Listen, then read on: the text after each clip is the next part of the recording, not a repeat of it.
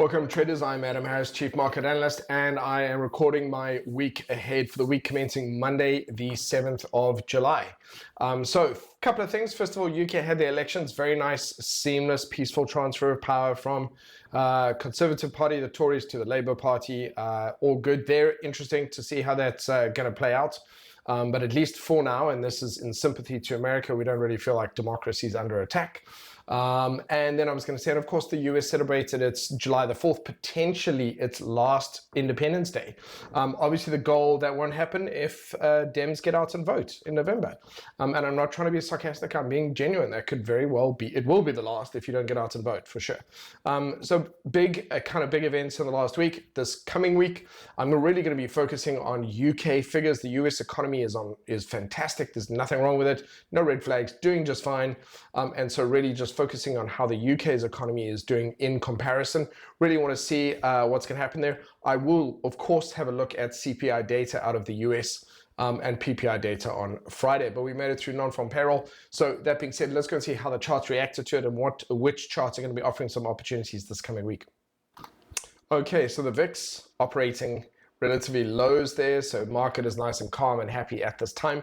I think it's likely that we're going to see it move into a little bit of a coma ahead of the elections as opposed to it. And the only way that it wouldn't do that is if it became clear, abundantly clear, well ahead of the election, what the outcome is going to be. But let's be honest, there is going to be a lot of unexpected stuff. If you've ever heard that expression, a life imitating art, I have no doubt that the American elections are going to play out like some sort of insane movie thing that unfolds with attempts to, there's going to be coup attempts, whether they are legal coup attempts by the Supreme Court or whether it's a bureaucratic coup by the Republicans, but there's going to be drama, make no mistake about it. So, and I will stop talking about this if we come out the other side of this live, and I talk about this. For now, believe it or not, the entire planet's interests are vested in the outcome of the US preserving its democracy.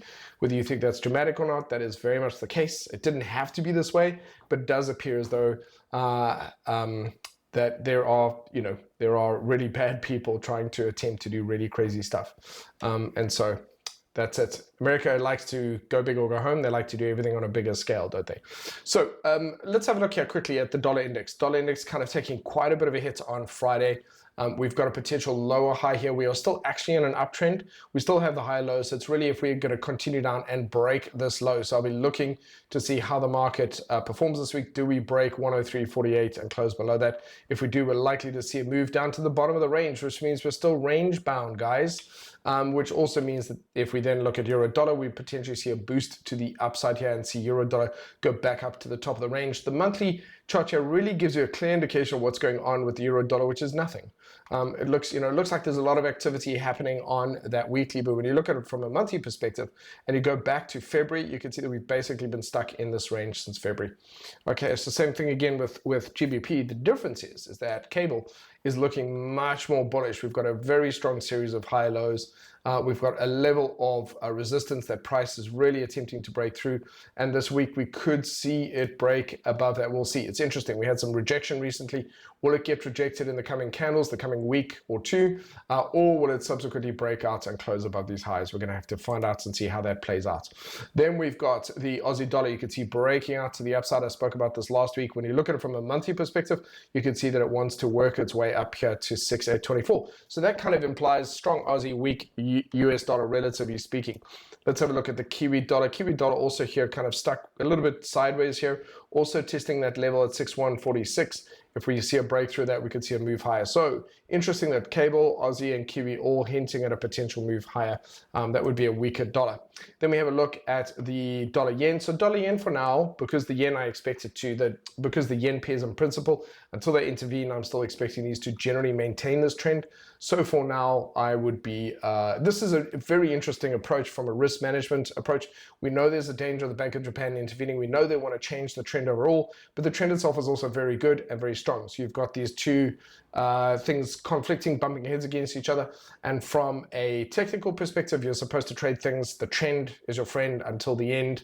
And so we would be looking for a buying opportunity in the coming candles and looking to go long essentially. But also because we know there's a risk of the BOJ intervening, we would potentially reduce our risk, not trade it. We would have make sure we have a stop loss in place, and so on and so forth. So just something to be aware of. Dollar Swissy. Dollar Swissy, of course, not really offering much clarity here. It will potentially head a little bit lower, but it is trying to change this trend. So you can see a downtrend here of low highs, low lows. We broke this previous high over here. Now we're pulling back. So the question is, will we then get a higher low in this area this week? That's what I'm looking to see. Will we get that swing high? We're going to have to see if that's going to be the case. A lot of the Swissy pairs are looking bullish. I'm going to deviate quickly and have a look at the Swissy pairs, and we'll see how they go. Well, I want to see now if dollar Swissy does that. I'm just going to do dollar CAD, and then I'll do some of the other currency pairs. And here you can see from a weekly perspective, dollar CAD stuck within the range. So will it break out the range at the bottom, or again, will it stay within this range? Let's find out this coming week. But again, a lot of the pairs against the dollar, not really clear what they want to do just yet. So let's go and have a look at some of the other currency pairs, specifically the yen crosses. So let's have a quick look at euro yen. Again, I'd be looking for a pullback and buying opportunities this week. Sterling yen, also same thing again, but that just, there is that risk of the Bank of Japan intervening, and it is sort of going parabolic, slowly turning parabolic. But for now, I'd probably stick with that unless they decide, and now what would I do? What's my insurance against intervening? Don't trade at all, reduce my risk per trade, make sure I've got a stop loss. And you should have a stop loss with every trade you take anyway. And here you can see it's starting to slow down on Swiss yen, so there might be a bit of a retracement there. We've got CAD yen running out of steam. But so this week on my list of things is buying opportunities on the yen pairs, keeping in mind Bank of Japan intervention. All right, so hopefully that makes sense to you guys. Let's have a look at the Swissy pairs. So on my list is expecting the Swissy pairs to turn around. So therefore, I'm now starting to look for higher lows. So I'll be looking for retracements and higher lows this week on Euro Swissy, on Pound Swissy. So beautiful. This would be a sweet spot to get. Oh, there we go. I'm just trying to get there. This is what I would be looking for this week. Will we get that? Let's find out. Okay, we've got Aussie Swissy. Also, same thing again, looking for pullbacks there. We've got Kiwi Swissy, going to be something similar here. And CAD Swissy was one of the weaker ones. I will see, not as sure about this one because, of course, CAD and Swissy pairs just kind of doing their own things, but Swissy on the other one's looking good. They should be turning around. All the signs are there. That's what I should be looking for. We've already had the big move higher. Now we need to have a higher low form, and then that should represent a buying opportunity. So that's what I will be looking for this week. Okay, right, let's go back. Let's go back to the main one. Let's have a look at gold, at metals. Nice and bullish.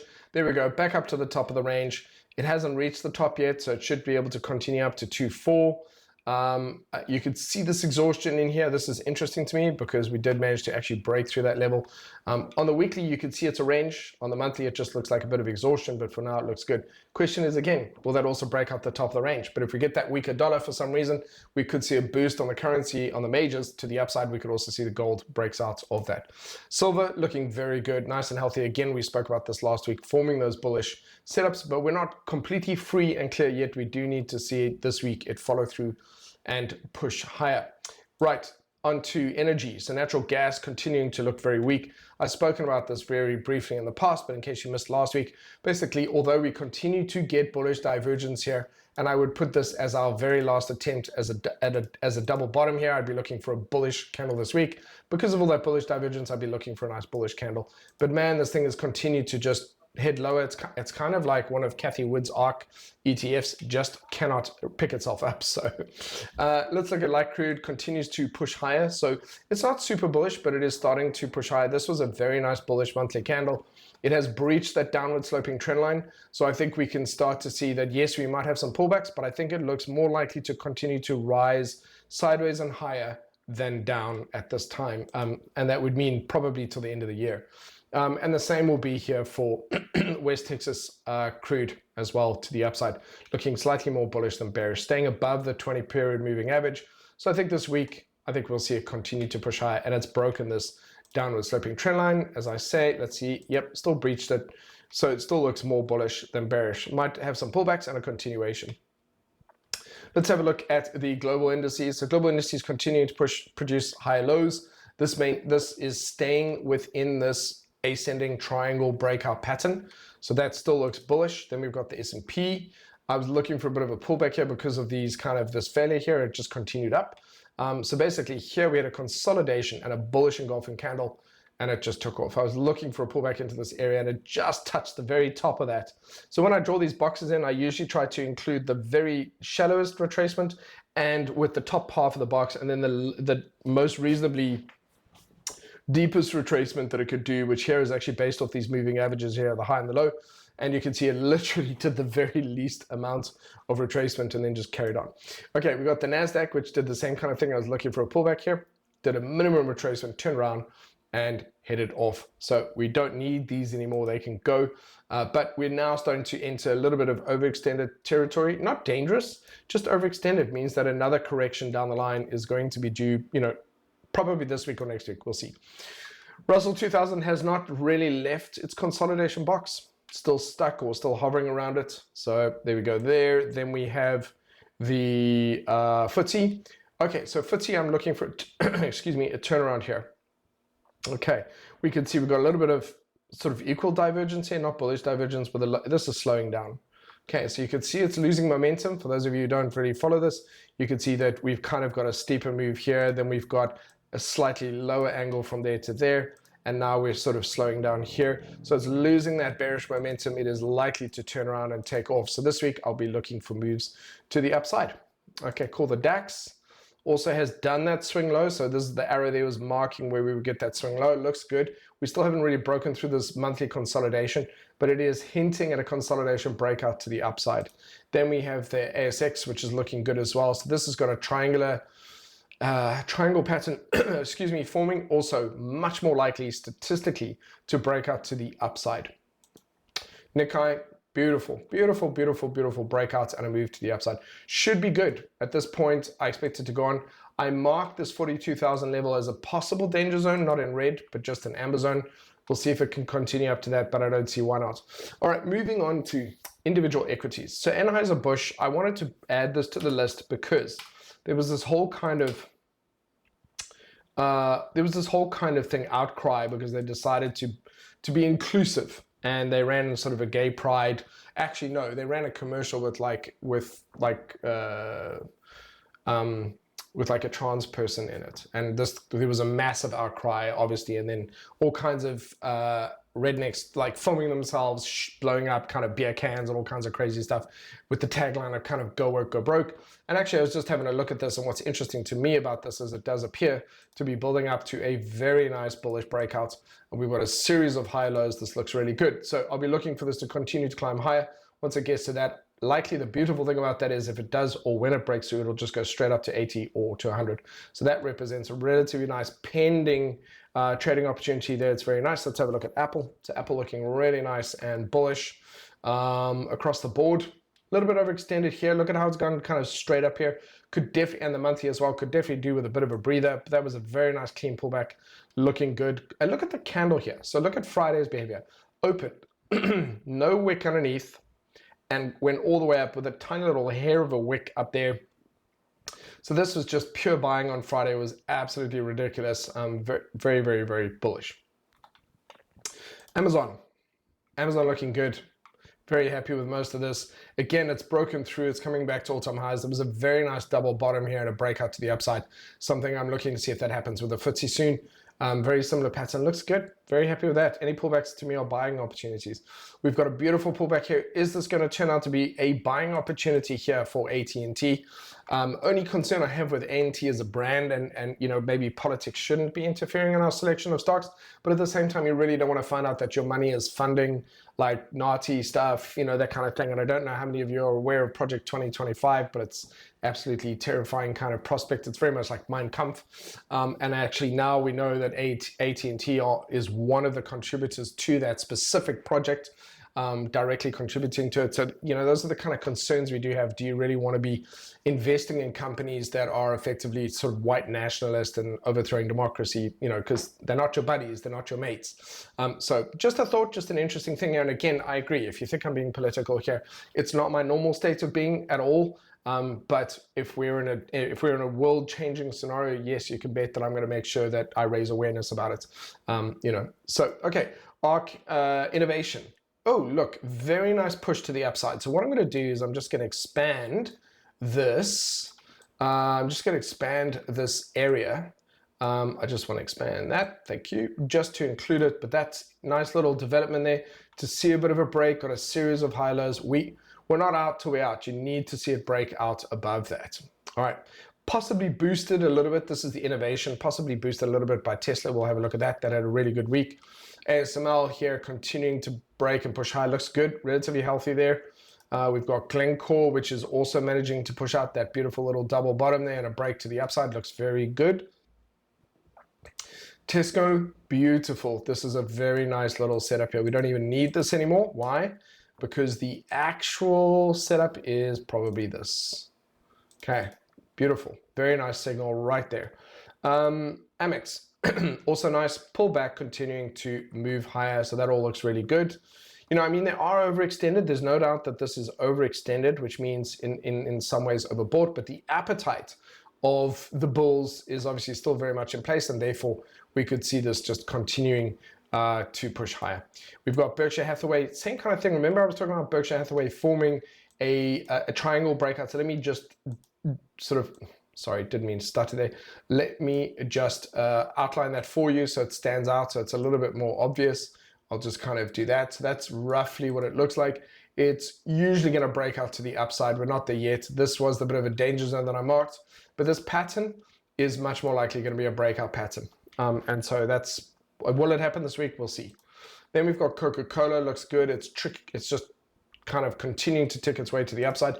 I would mark this kind of area. So if we do have a pullback, I think that is going to provide an area of support over here. We'll see. BP.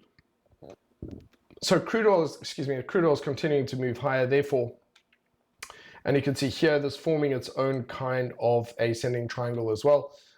It'll continue to just stay in that area for now. ExxonMobil, range bound, really at the top of the range. So what would I expect? I'll be looking to see if it does a higher low here and breaks out soon from that area. Then we have Estee Lauder. So now I bought in Estee Lauder. So the reason why I'm laughing at myself there, becoming all very animated, the reason why I've included Estee Lauder here is that Estee Lauder is the worst performing stock in my portfolio, and I should have removed it. So that, let me be very clear here, most of my portfolio performs really, really well, but there are a couple of duds, and Estee Lauder is the best example of a great idea that went bad, and a great example of what not to do investing in stocks. Let me explain why. When you look at the history of it, it's beautiful. It has always been a good performer. And I bought into it on this pullback over here, which, by the way, was the same time I bought in at Berkshire Hathaway, bought into Apple. This is after the kind of recent COVID, as well as various other reasons as well, and in this area as well. And also, most importantly, NVIDIA. That's where I got in on NVIDIA, which was the lowest point it's been at since. So it's a standard kind of approach, but what I should have done was, once we broke this low, I really should have closed out that particular one. Now, because of its history, so I'm explaining here where I've managed a stock badly, where most of the time I'm not emotionally invested in it, and for the most part my behavior is very consistent. This is an exception. I was so convinced that with the history and the brand association and various other reasons that Estee Lauder would recover, and it absolutely hasn't. Now, if I just followed the technicals, I would have closed it out in this area somewhere here and just be it. I'm not necessarily out of pocket. I follow the more very much influenced by Warren Buffett, by Ray Dalio, but Warren Buffett and Charlie Munger in terms of being calm and sensible, understanding a bull versus a bear market, picking something based on its past performance and good management and so on. So very much kind of value investing philosophy there, but also then influenced by Peter Lynch, where you kind of are looking for a very big portfolio, vast diversification, and therefore your odds are of success go up in many ways for the non-Berkshire Hathaway level investor.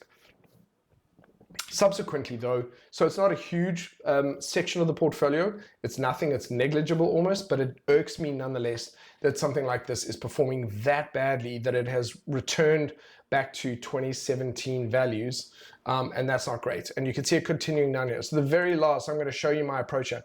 The very last place for it to turn around would be here, where there would have to be a double bottom. I would have to get a nice double bottom here and see it actually reverse and work its way up. And if I don't see that, when we get, basically, if we don't get that, if we get a break below this and another move up, I'll probably just close it out at that point and just move on, because then you might as well put the remaining amount of money, this is in share ownership, put that back into something else and you'll recover it relatively quickly.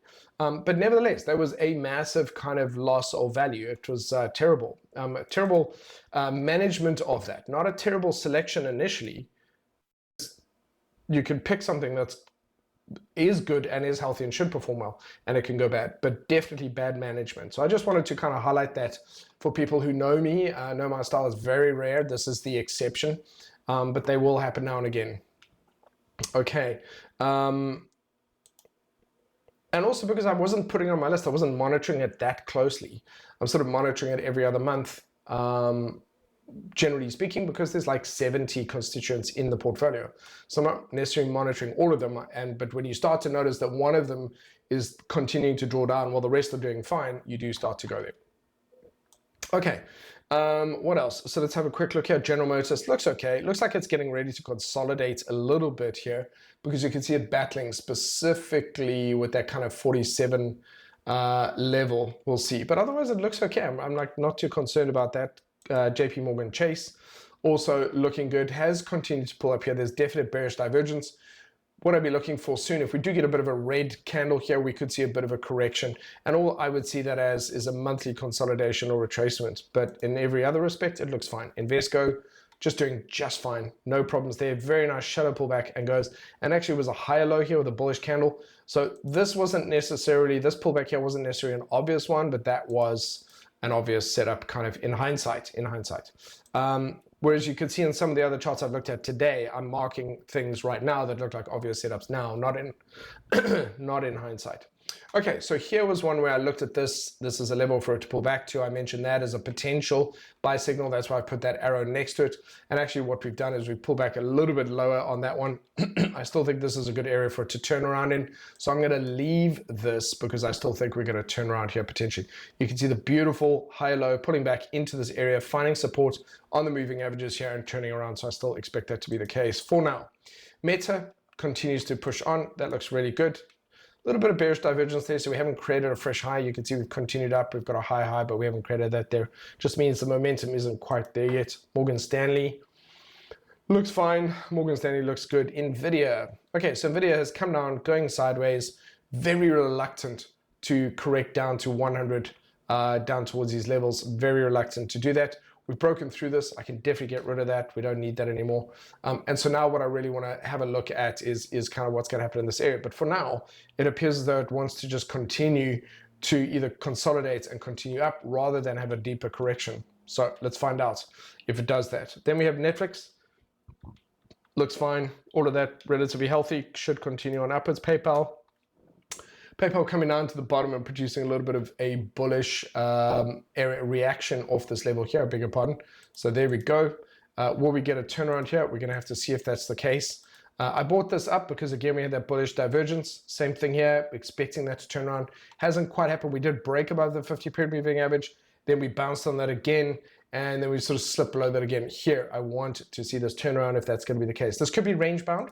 So the easiest way to explain it is really just to capture it in that range.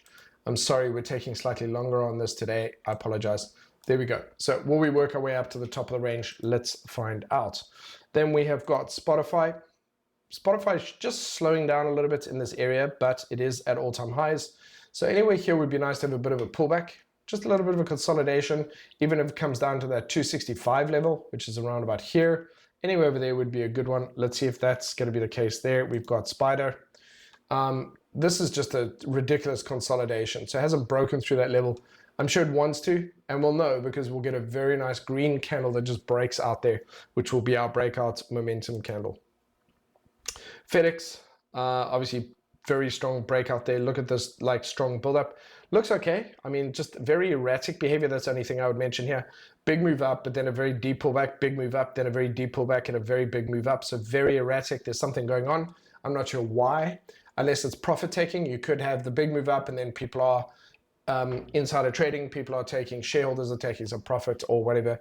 But I think we should pay attention to that. There's something interesting going on there as well. Tesla having a very, very good week. It has, ladies and gentlemen, it has completely broken. So in the past, you know that I'm not a huge fan of where Tesla is today and where Elon Musk is today. However, technical analysis aside, or actually no, using technical analysis, we have broken this downward sloping trend line. Even if I adjust it here, let's have a look, we've broken through it. So this downward sloping trend line is done. It serves no more purpose now, as in there is no doubt that the downward general, the selling pressure is gone, which doesn't mean necessarily that, oh, we're going back up to the old highs. Doesn't mean that yet. It does mean that we are just no longer that heavily bearish. That's what it means. So the conditions are changing. So for now, I want to see how it reacts to these. I spoke about this before. I said we were doing an inverse head and shoulders last week, looking for this to break that, and therefore the first move would be the distance from the top of the head to the neckline. So we could sort of mention, we could sort of test that more or less, and then taking that from wherever the break would be, which is, you know, somewhere along here. Oops, let's just do it this way. You know, oh dear. Come on, let's try this again. So we'll take a little bit of a line over here. This is how we do the head and shoulders. Go through to the other one, if we want to call it this, or if you want to go through to here, then we would take a move from the neckline up to here, and then we would move this. I don't know why it's acting up like that. Move it up. So that would be approximately the move it has here. As I said, head and shoulders moves have an 83.04 success rate. It's insane. So it's done the move now. So here's the question. Is it going to do a bit of a pullback? It could do a little bit of a pullback this week and continue up. Now we start to pay attention to these levels. We're back above the 50-period moving average. We're not quite there. Once the 10 and 20 get above the 50-period moving average, price finds support and then goes up. So let me slow down and say this again. So the full conversion, so basically we're not in a downtrend anymore. We basically have produced a higher low. We are now in an uptrend. We are above the 50-period moving average. These are significant developments. However, what it still has to do is price has to come back down, find support on the 50-period moving average, bounce off that, and start again, produce another high low. And at that point, the 10 and 20 moving averages have to be above it as well. And the MACD will go positive. So all of those things, when all of those things happen, to me, then that becomes, if one is interested, that would then become a buying opportunity. We're not there yet. What we are is we're just not in a downtrend anymore. We've shifted to much more bullish, but we haven't really, there's no certainty it's going to return to the old highs yet. So that's it. Pure technical analysis saying Tesla is not a sell anymore at this time. Okay, there's just not enough to support it. And this is a significant development. It's gone from heavy sell to neutral bearish to neutral bullish. Not even neutral, just neutral bullish. Cool, for whatever reason, but it has. Vanguard, beautiful, beautiful, beautiful. Honestly, I'd just rather put my money into this, but there you go, all good. Walt Disney, okay, so this area is where I need to see Disney turn around. If it breaks through this, then the picture changes. For now, it's still within this area. It has been this way for several weeks. I need to see a turnaround here. No sign of that happening just yet. Bonds, okay, so let's move on to this. You can see bonds trying to break high. They really are trying to break above that 50-period moving average. So far, no luck, but they are trying. We've got the Eurobond also potentially trying to find support here. So no real change there. Nothing of real significance in the bond markets at this time. Let's have a look at Bitcoin. So Bitcoin broke down this week, came back down to the moving averages over here. So what is this? This is now a monthly retracement. Again, in principle, I'm still mostly bullish on cryptos, not bearish on them. We're having a monthly pullback. The game hasn't really changed. This is really a good area where it is now to produce a nice bullish candle and to turn around and continue upwards. This is also what we might refer to as a bull flag, lower highs, lower lows, but it's a retracement, and therefore we're expecting this to turn around where it is. So I'm, again, not too concerned with that, and you can see overall price just coming back down towards the trend line. It's a great area for it to find some support and potentially turn around. I'm going to get rid of this blue box. You don't need that anymore. But yeah, so that's what I'm going to be looking for in this area. Again, in principle at this time, nothing that really concerns me. Ethereum is still staying roughly in this area. It's still within the range, still testing on support there. So let's see what happens. I'll take this green box and just move that over here. We'll see. So in other words, it's gone from just a pullback to a potential higher low to staying within the range. So this is very important why we talk about it breaking lows and highs, because that tells us what's going on. This one I do find interesting. So I had Binance. I wrote an article on investing.com where I spoke about the breakout. We then subsequently got the breakout, and it was a failed breakout. Prices pulled back and broken through this upward sloping trend line. So the game has kind of changed there. But when you look at it from a monthly perspective, we've just had that failed breakout and that pullback. So the real question now is what's going to happen next? And historically, cryptos might have had a much bigger pullback. Will we this time get a higher low and have it continue upwards? That's what makes it different. If we get a higher low here, instead of it crashing all the way back down and basically another bubble bursting, if we get a higher low here and it starts to head back up to the highs, that actually is a clue potentially that cryptos are kind of now starting to entrench themselves and are here to stay. We've got Solana, which is pulling back, good area for that to turn around. Again, I've marked it here as a possible bounce level, and we've got Cardano as well, which just keeps slipping a little bit low, but it's near the lows anyway, so that's what it is. Okay, so that is it from me. I hope that you found this instructive and useful. I want to wish you a wonderful week, ladies and gentlemen, and I will see you next week. So thank you very much. Have a good one.